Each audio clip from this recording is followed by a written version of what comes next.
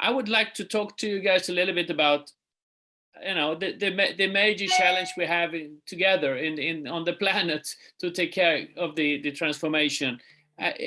You all do great things, but what about the speed of things, or the magnitude of change? I mean, this is just a couple of Swedish smaller, so to speak, companies. And do you feel that there are major stops or roadblocks in bringing these kind of solutions internationally or to other markets, or do they have to be developed each one in every country, or how do you view that? Is it what's missing? Is it investors who are eager to invest in those kind of solutions, or is it purely resources, people who understand how to do things, or maybe it's data scientists that is a missing kind of type of resources as well in this part of the industry? Do you have any comments on that,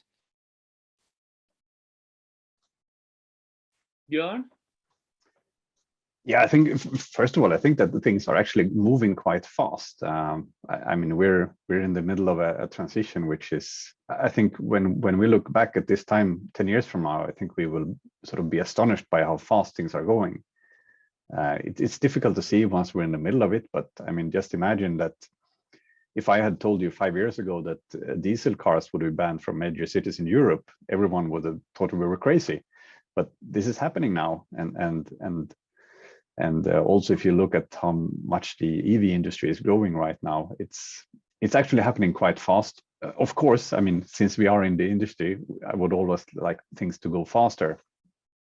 And yeah, I think there's multiple things here, but I mean, one thing is lack of standardization, and I mean, as I think you mentioned, Jon, I mean, for each new country, there is, although the needs are quite similar, there is a new authority, there is new regulation, there is new rules that you have to adhere to. So there are small tweaks that are needed in each different market, even if the Europe can be considered one market. So yeah, there could be some simplification on rules, and then of course it's political incentives is also something that helps. Great. Any other comments on that? Investors, are they? I mean, several of you are actually looking for investors, kind of now or onwards, and are there enough investors who are interested in this area, or do you have to go abroad to find them, or do we have them at home, or what are your views on that? My experience this far is that there's a lot of interest in cleantech right now. That's my experience, at least. William, you said you have your seed round done already. So obviously some people are interested, I guess. Was that hard work? Yeah, I agree with Jon. There's a lot of interest in this field, but I think it's some kind of in between. I think one of the reasons for why we're in this global situation where we kind of need to steer our way out of a big crisis is being too narrow into what we value. And so far, we've only valued fast returns. And so those are the. And so I've talked to a lot of investors, and it's still very much about the business model in terms of direct return on the investments. And I think it kind of, we have to start actually value other means. And I think this global kind of pushes towards putting a price on carbon, putting a price on emissions, but also ensuring that we can monetize and actually put a price on waste and on other kind of necessities for going all the way in this transition. I think it's really important. So we kind of have to broaden our perspective in what value is, for sure.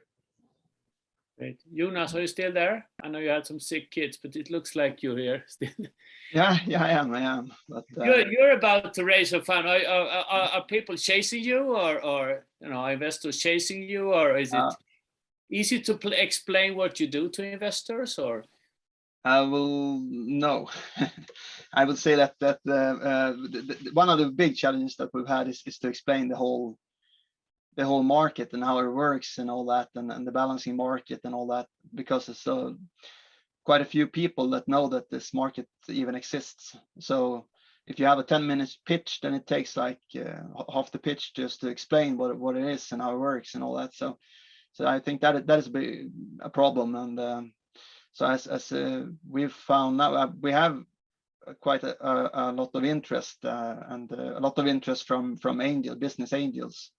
So quite a lot of smaller investors that are interested, but the bigger ones have been a little bit harder to get on board, because we're like a little bit in the between. I know we're not. I mean, our seed round is like 7 million SEK, so we're not like a small startup that wants like 500,000, but we're not a big really established one that's going for a round. So we're something in between, and that has been a bit of a challenge for us to find the right investors. But we have a strong support from Almi Invest, that also I see is in the meeting here. So we hope to match their offer, or say their investment.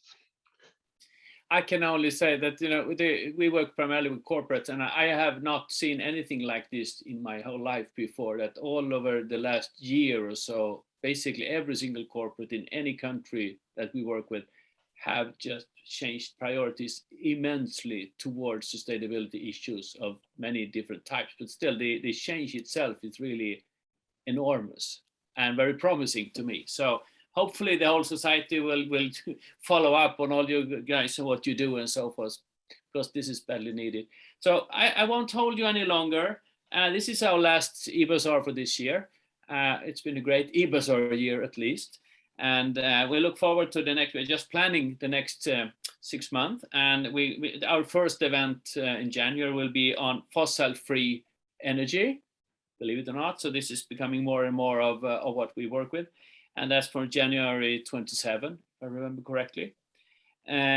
Also, I'm so happy every time we have people with their own experience sharing that to others, because that's by far the best way of learning and rapidly catching up on what's going on. So thank you so much for sharing, guys. And with all of that, thank you for today, and enjoy the rest of the day.